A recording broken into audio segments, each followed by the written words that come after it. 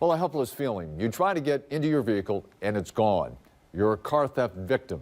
Well, there are a million things to do next, but what you may not realize, it might cost you money to get that car back. So why is this the case here? ITM reporter Sean Haggerty begins our look at what happens if your car ends up in Toledo's tow lot. Yeah, few people even know where the tow lot is, and it's probably only because you've had a vehicle put there. More than 13,000 were towed last year alone. Now, in the last few months, viewers have been asking us questions about how it operates and whether or not crime victims are being hit with a fee they don't deserve. The Toledo Police tow lot is full of vehicles here for numerous reasons, maybe a drunk driver, expired plates, or no plates at all.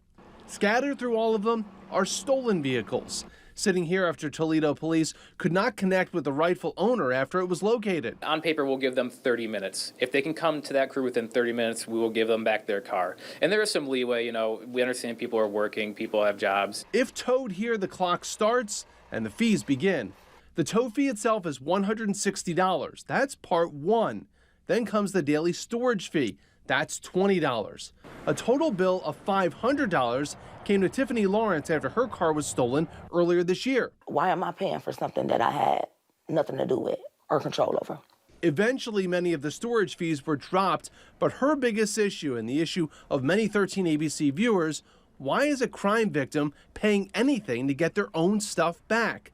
Toledo police have no blanket policy saying crime victims get their vehicle back for free. It's a case-by-case basis. You might rack up daily storage fees as your car sits here if it's part of an investigation. If the car had a holder on it, say for an investigation, say it was involved in maybe a more larger crime, it's going to be in our tow lot for a while, and then there's going to be more storage fees. We generally work with the victim on that to, you know, waive some, if not all, of storage fees. You know, it's not their fault that they were a victim of a crime. It's not their fault that we needed time to process that car. Lawrence told 13 ABC she was notified 5 days after her car was ready to be picked up. Waiving storage fees is not automatic. Is it up to the discretion of the officer on whether or not to waive the fee? So generally, whatever detective is going to be working that case, if a car is going to have a holder on it, is going to be a detective who put that holder on it. And the detectives are always very good, you know, in constant contact with the victims of this. And the detective will often reach out to the tow lot and say, hey, I'd like to waive these storage fees for this person because, you know, it's not their fault that the car was there that long. The department will not waive the actual tow fee. That's in part according to Toledo police because the private tow truck drivers get $100 of the $160 fee. Speaking of money, here's a look at what the tow lot generates. Last year, storage fees were over $1.2 million. Tow fees collected by the city were around $973,000, the highest amount in the last 4 years. Those dollars go to the city's general fund. Other Ohio cities have a policy on the books to lower fees for crime victims, but many of the victims still pay. In Cleveland, if you're arrested, the tow fee is $175.